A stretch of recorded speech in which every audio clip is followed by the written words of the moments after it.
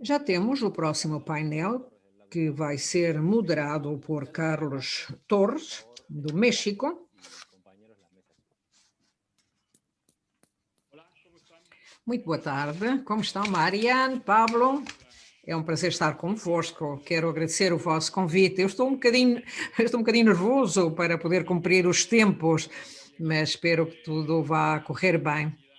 Quero dar as boas-vindas a todos e a todas que nos estão a ver, desde as redes sociais e, naturalmente, a nossa colega de painel, Natália, e o outro colega. É um prazer para mim poder partilhar este espaço com todos vós. E se estiverem de acordo, eu vou fazer uma introdução, falar-vos sobre a nossa experiência. Continuaremos por ordem alfabética, com o vosso nome, e depois seguiremos a ordem inversa.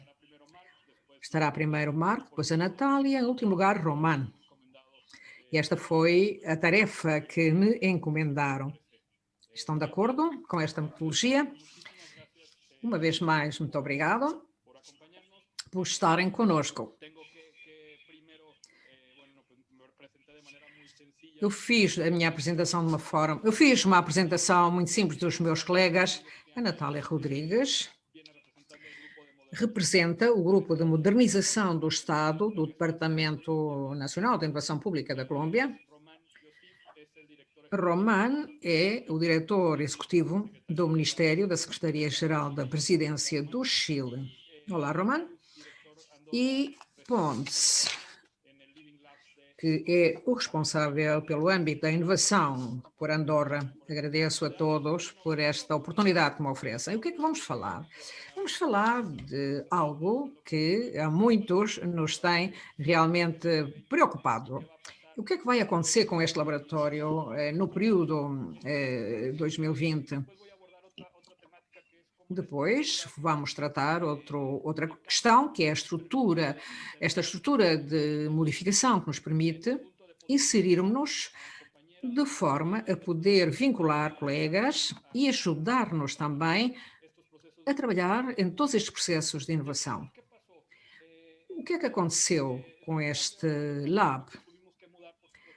Foi necessário passar para o modo virtual. Trabalhamos com 10 projetos anuais, com a participação do governo municipal também.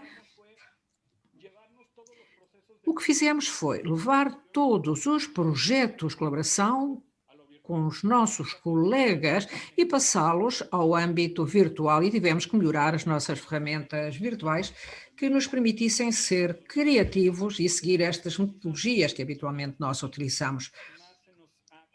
E uma das partes nas quais tivemos mais complicação foi implementar os protótipos que estávamos a conceber já há alguns meses.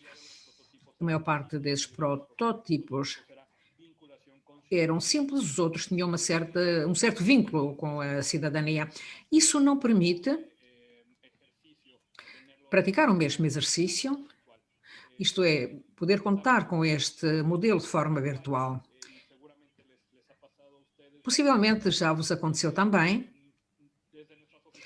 que nos nossos escritórios, os nossos colegas, pelo facto de estarmos em casa, pensávamos que podíamos estar a trabalhar às 20 horas e quando acabávamos estávamos muito cansados, não podíamos fazer nada. Quais são, digamos, as reflexões que fazemos agora? O que é que nos pediram? É ajudar a prevenir tudo isto. É ótimo que os nossos municípios nos facilitem este tipo de espaços, porque agora o que temos que fazer é dizer, olha, nós fomos feitos para isto, nós existimos para levar isto a cabo, não é que tenhamos aqui uma bola de vidro, como se fôssemos a bruxa, mas o que nós temos realmente é uma oportunidade para podermos conceber processos e criar uma linha de trabalho para que quando este tipo de instituições ou destas situações, perdão, aconteçam, possamos reagir a todas elas e como administrações públicas que somos. Outros aspectos é que também reparamos que a tecnologia não é tudo, é uma parte importante, mas não foi tudo, não foi o todo neste processo. E, em último lugar, Gostaria também de falar como devem funcionar os laboratórios. Então, é necessário poder dar respostas à cidadania. Este é o maior desafio, que consiste em definir e saber como é possível incidir de uma forma rápida, célere. Não vamos ficar à espera de que o problema caia sobre nós. Temos que conceber estratégias e que também se possam criar espaços que nos facilitem, espaços onde possamos participar. E a segunda questão, e o que é que acontece com as alterações? Como é que podemos implicar, envolver os e as colegas? Ora, nós criamos uma iniciativa baseada no Laboratório Chile, é um grupo de funcionários públicos que nos estão a acompanhar no processo de criação dos protótipos para as diferentes repartições.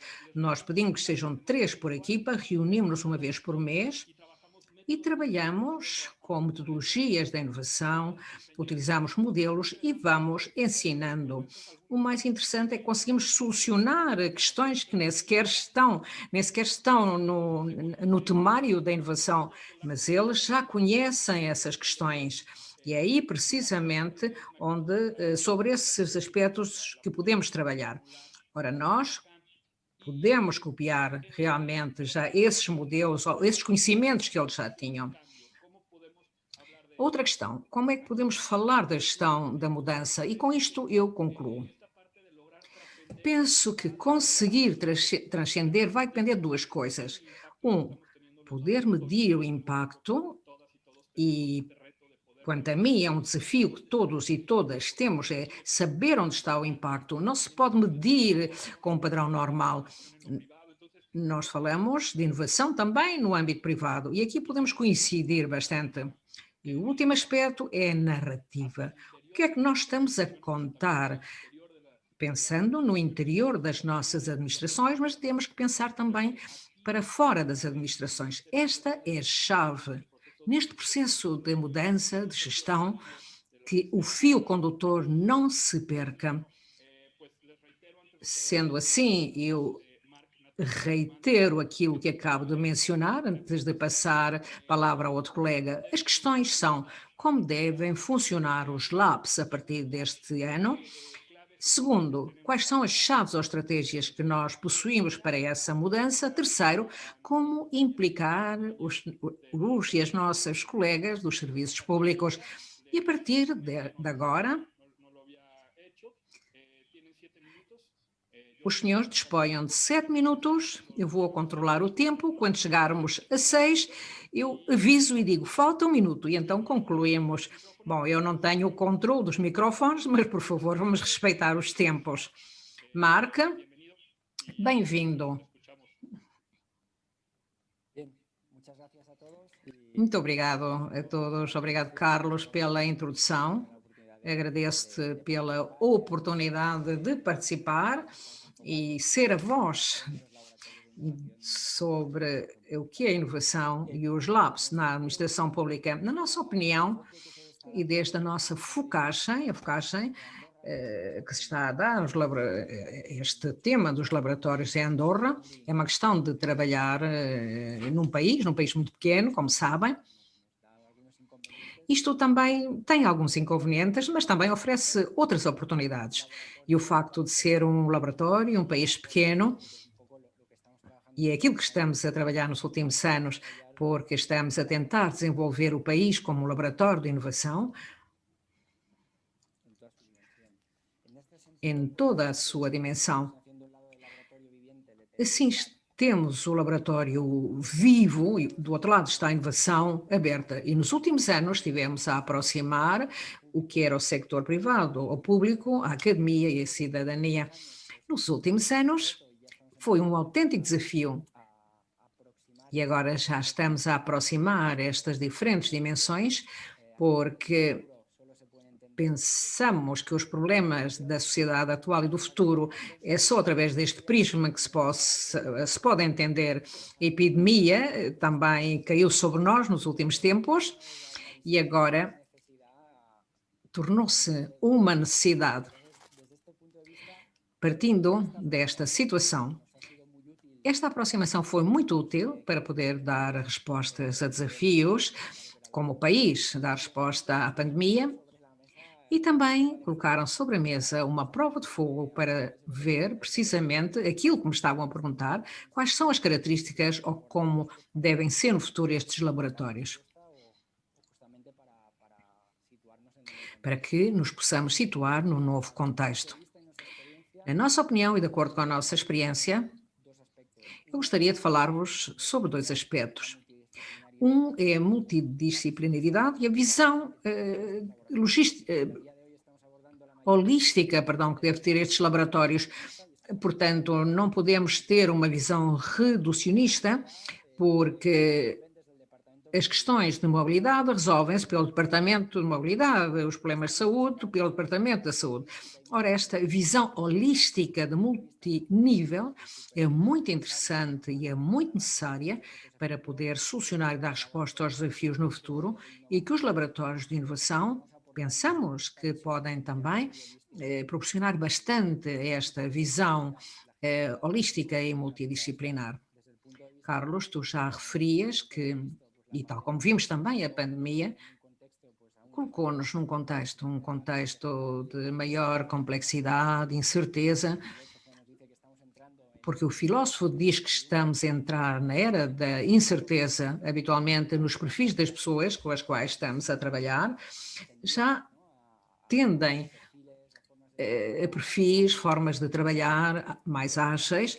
No entanto, a realidade que temos agora é que diz-nos que devemos ultrapassar este desafio e não apenas no que se refere aos nossos projetos, mas também às nossas cidades, à nossa sociedade e aos nossos governos. Portanto, temos ante nós um desafio importantíssimo, que é a transformação. Como podemos transformar, e não apenas a administração pública, ao nível de perfis, através de maiores competências, mas também ao nível da sociedade em geral. A administração pública terá que começar a trabalhar desta forma. E vemos que é um aspecto que temos que abordar através de uma adaptação a este contexto de incerteza e de volatilidade e também, precisamente, é um papel que temos que desempenhar ou que devemos desempenhar a partir das nossas instituições para fomentar esta mudança. Passando deste aspecto para como podemos envolver mais as administrações públicas e os funcionários, e é precisamente neste aspecto que, de acordo com a nossa experiência, que nos deparamos com mais dificuldades. Talvez seja por inércia das formas de trabalhar ou do dia a dia da própria instituição, mas este aspecto é aquele que mais problemas levanta. E segundo a nossa experiência, toda esta situação baseia-se no seguinte: a inovação desde zero, muitas vezes somos reativos, vamos propor antes de perguntar quais são as necessidades.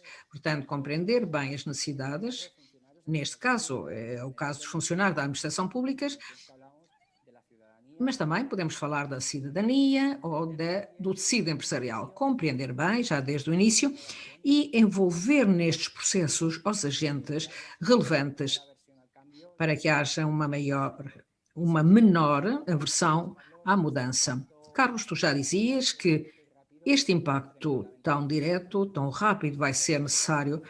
Começaremos por processos, mas sempre com uma visão estratégica e de grandes mudanças, mas começar também com esta dimensão dupla, que é uma visão estratégica clara, objetivos claros, mas também com objetivos mais tangíveis, mais a breve prazo, que nos vão ajudar nesta implicação, nesta envolvência dos principais agentes sociais.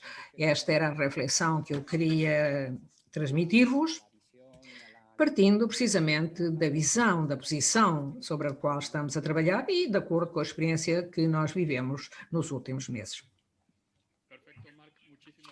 Marco, muito obrigado. Eu ia dizer-te que ainda tinhas um minuto, mas tu já te antecipaste. Agradeço os teus comentários por partilhá-los connosco. Espero ser suficientemente claro. Muito obrigado, Marco. Natália, estamos dispostos a ouvir o que tens para dizer-nos. Gracias, Carlos. Muito obrigada, Carlos. A Mariana, Pablo y a todos los que están conectados desde Colombia, desde Bogotá. De Colômbia, Bogotá, estamos muito emocionados por participar neste encontro e por representarmos o Departamento Nacional. En cuanto a las preguntas, No que se refere às perguntas las hoy y que me parece que nos colocaste, reflexivas casi ante são, digamos, mais reflexivas, de acordo com o propósito que nós temos. preparado, digamos, un par Preparamos algumas coisas que gostaríamos de partilhar convosco. Em primeiro lugar, está relacionado cómo deberían ser las com a reflexão, como devem ser as unidades do dia da manhã. nos ha demostrado 2020 já nos mostrou que existe um elevado grau de incerteza, adaptação, caos e não há uma receita única para solucionar. única. Hay muchas maneras en las cuales E há muitas formas em que as unidades de inovação podem funcionar. desde donde E, designadamente, a minha equipa cuenta en este 2020 de la capacidad reparou que era necessário uma capacidade de adaptação e saber como podemos responder não apenas ao contexto da virtualidade, mas também num contexto de saúde mental, que han hecho parte de esta situación coyuntura que estamos viviendo. que fizeram parte desta conjuntura em que estamos a viver. Nós temos uma certa particularidade, é que, ao invés de outros, o nosso papel é mais ao nível de responsável da articulação para que a inovação pública na Colômbia possa concretizar-se através dos diferentes laboratórios e unidades. Estamos em contacto com laboratórios cidadãos, com diferentes municípios, e este é um bom ponto de partida. Compreender que fazemos parte de um ecossistema e, na medida em que possamos somar esforços, não necessariamente duplicar os esforços, então poderemos ser melhores equipas, unidades de inovação para aquilo que tem que chegar no 2021. Assim, cada um, a partir da sua unidade, sector, deveria fazer uma reflexão focada em como pode criar mais-valias neste nicho específico. Relativamente à sustentabilidade, também já aprendemos bastante em 2020. Por exemplo, visibilizar o fator adicional e pensar mais, refletir, e por isso estão as unidades de inovação, que parece é como se fosse, digamos, um aquário. Vemos aí um quadro de vidro e onde vemos a sustentabilidade. E uma parte dessa sustentabilidade é abrir essa bola de vidro. Outros é como se fôssemos fôssemos mar adentro, com tubarões, com peixes grandes, ondas vagas muito altas. Portanto, são focagens diferentes, porque temos que combater sempre, temos que convencer, esclarecer os termos, e é a partir deste ponto que a sustentabilidade nos pode oferecer outras reflexões. Pensem mais como mar adentro ou mar alto. Devemos ser criativos, devemos ser inspiradores de outros, mas estamos para saber como é que podemos chegar mais longe. Ponto número 2. Como reflexões de sustentabilidade, está aí a coerência. E aqui que não significa criar equipas, mas devemos aplicar precisamente aquilo que predicamos. Não ficar apaixonados pela primeira ideia, não. Temos que envolver-nos cada vez mais. Aqui está um desafio, é que estas focagens inovadoras, não sei, uma inovação com focagem de género ou centralizados nos comportamentos, são, digamos, desafios adicionais, e temos que compreender como, através de uma linguagem clara e da simplicidade, temos que demonstrar aquilo que queremos dizer, comunicar-nos melhor com outros agentes públicos, e com isto eu vou responder à tua pergunta, que é implicar ou envolver outros. Através do pensamento visual, podemos tornar mais claros alguns termos e deixar o tecnicismo. Portanto, tentamos que todos entendam aquilo que estamos a explicar, devemos demonstrar que as unidades de inovação são caixas de ferramentas, são universos de metodologias que precisamente e que, através de perfis diversos, antropologistas, economistas, e é precisamente através da combinação destes perfis, disponibilizamos neste mar alto de acompanhar e ajudar outros através de processos, políticas públicas, com focagens de inovação. E é precisamente para envolver ou implicar outros, temos que recorrer às palavras, é verdade, comunicar mais, fazer parte, participar nestas conversas, nestes diálogos, e é aí que no departamento foi aquilo que tentámos fazer. Portanto, aqui conhecem perfeitamente o que nós pretendemos fazer, mantemos relações muito estreitas ao nível internacional, porque acreditamos na inteligência coletiva. Já estamos a refletir precisamente para poder avançarmos ao nível da Colômbia e palavras e ações, e são estas ações que nos falam de medir, de demonstrar o nosso impacto e também visibilizar não é a palavra que está na moda, mas que devemos pôr o foco nas pessoas e que as políticas públicas apliquem essas focagens, porque isto é realmente o futuro. É o que nos vai permitir, não apenas comunidades de inovação, mas também juntamente com os governos e os Estados que respondam às necessidades das pessoas. Eu agradeço muito a vossa atenção. Natália, muito obrigado. Eu penso que calculaste muito bem o tempo, tinhas 30 segundos ainda. Eu espero poder concentrar em 2 minutos de encerramento aquilo que vos quero dizer. Roman, 7 minutos. Tens 7 minutos.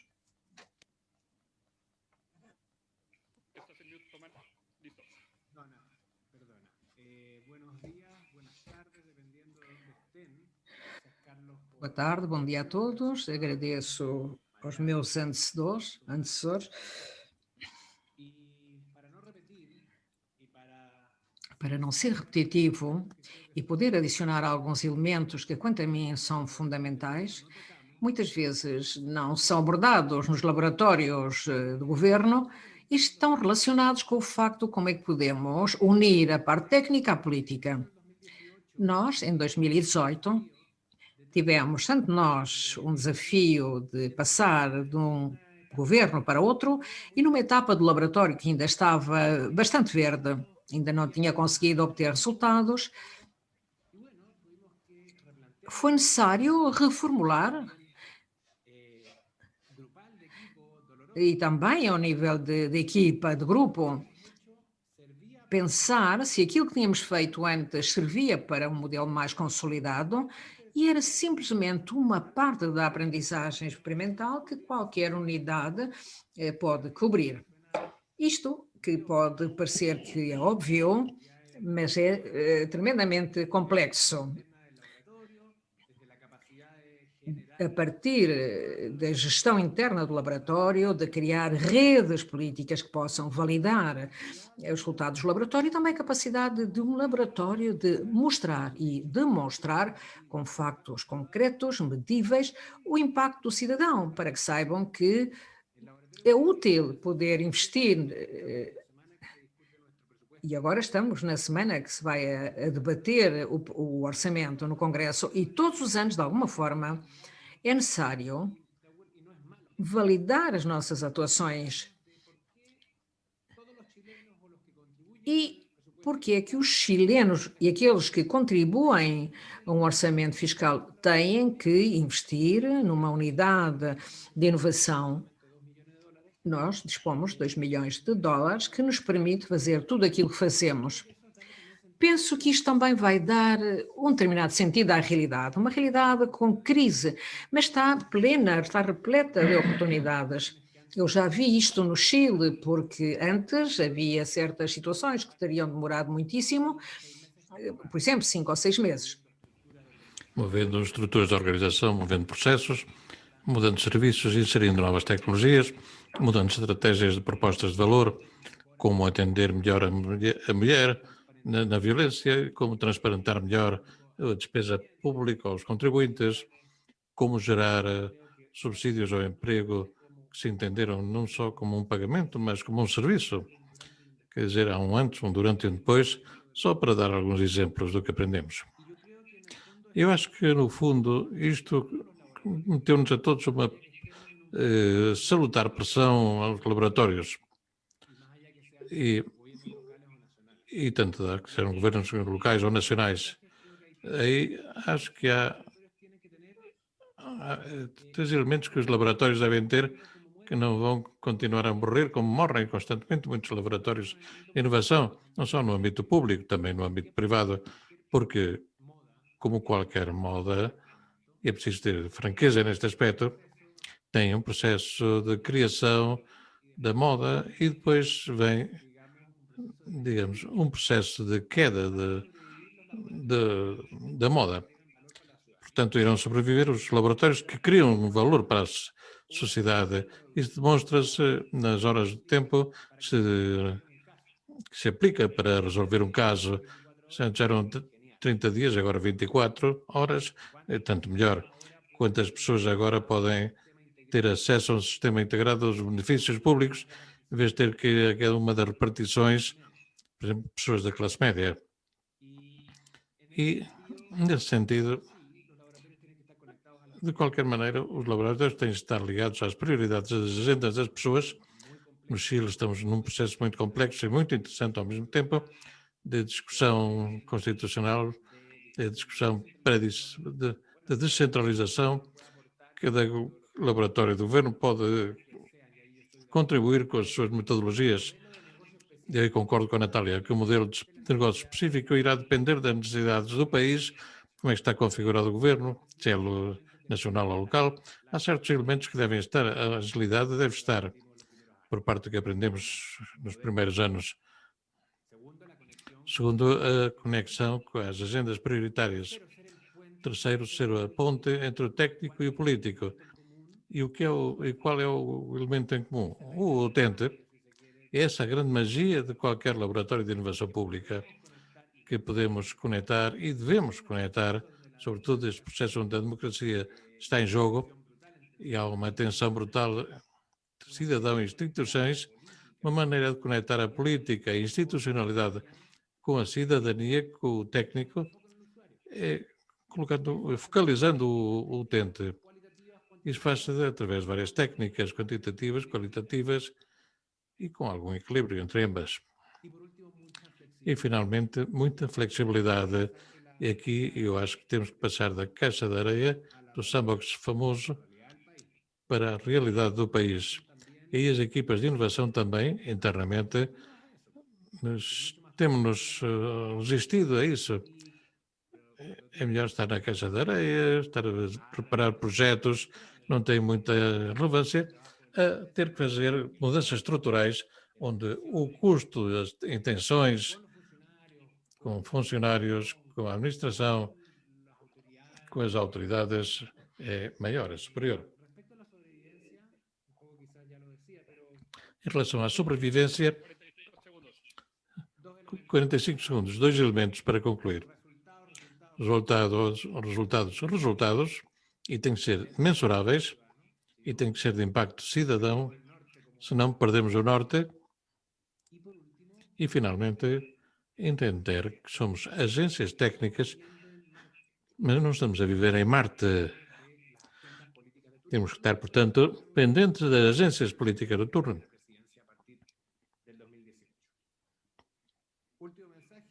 A última mensagem, e acabo, como conectar os funcionários. Os funcionários fazem parte fundamental do processo, não só numa rede que temos para que aprendam ferramentas concretas, aplicáveis àquilo que eles fazem, nada de teórico e abstracto. E segundo, meter-nos no coração das instituições.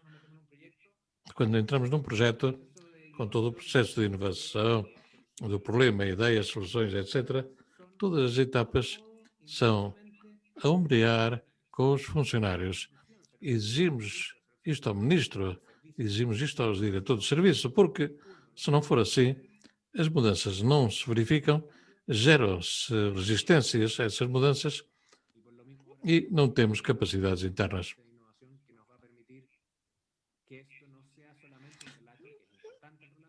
É importante o relato, mas que seja tangível também em como o Estado avança na sua capacidade de transformação, sendo ágil, inovador e amigável. E é isso que nos exigem as pessoas. Peço perdão pelo... Foi um prazer. Obrigado, Romano. Vou falar 1 minuto e 30 para cumprir o tempo que nos pedem o Pablo e a Mariana. Muito obrigado. Foi um grande exercício. Quero mandar aqui uma saudação a uma grande mentora que é Gabi Gomes de Monte,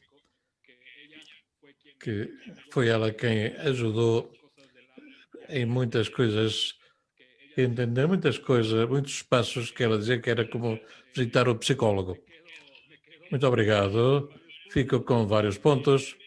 O primeiro, e com o que coincidimos, Natália, Romão, Marco e eu, é que necessitamos de agilidade, necessitamos dar resultados, precisamos de passar desta parte de protótipo da academia, passar desta caixa de areia, como o Roman dizia, passar a incidir. Precisamos também de mudar a ideia do aquário. Nós somos precisamente os articuladores. Não podemos estar à espera de que venha Albert Einstein a resolver os nossos problemas. Com esta caixa de ferramentas nós podemos ajudar a gerar este valor público. Portanto, fico com vários comentários, se me permitem, o Pablo e a Mariana. Vou transcrever isto e remeterei como um documento, porque foi muito interessante e produtivo convocar-nos. Agradecemos à Inovação Cidadã, à CGIB, por nos ter convocado. Muito obrigado, Natália, Romano, Marc e Mariana e Pablo. Foi um prazer e uma honra participar e espero ter feito bem. Para nós foi um prazer ter estes casos, para nós são muito importantes e partilhá-lo com toda a Iberoamérica. Acho que é uma experiência replicável que sempre temos que ter no radar. O trabalho que fazem tanto na Colômbia como em Andorra, no Chile ou no México são muito interessantes. Muito obrigado. Eu só queria... Não se ouve bem, pedimos desculpa. Há aqui uma oportunidade interessante. Como qualquer grupo, no fim,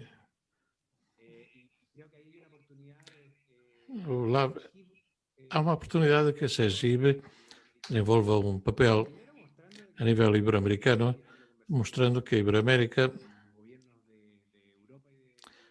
e com governos da Europa e da América do Norte, estamos a fazer muitas coisas e a gerar modelos próprios, onde, digamos assim, o Norte pode aprender do Sul. Segundo, porque temos realidades socioeconómicas muito diferentes. Então, o tipo de problemas também são mais complexos. E terceiro, porque de alguma maneira não existe, e isto é algo que tentamos fazer nos últimos 6 anos e não conseguimos, é ter de alguma maneira o nosso corpo colegial, um grêmio de laboratórios já constituído.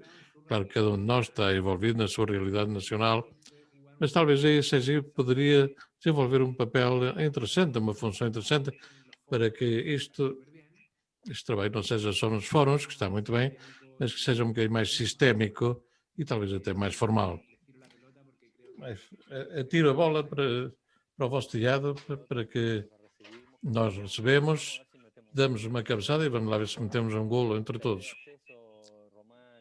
A ideia é essa, Romani e companheiros. A ideia é articular algo forte e com resultados concretos que sirva aos laboratórios que sirvam para aprender coisas novas, partilhar coisas que já sabem e ir avançando. Gostei muito porque isto também traçou uma série de vetores fantásticos. Se começa na Europa, vai até o México, Colômbia, Chile, enfim, são realidades muito diferentes e nós também partilhamos essas realidades. Muito obrigado, Natália, Carla, Romano, Marc, muito obrigado. Este vídeo fica pendurado à versão português, para que se possa ouvir no Brasil também, em Portugal. Obrigado a todos.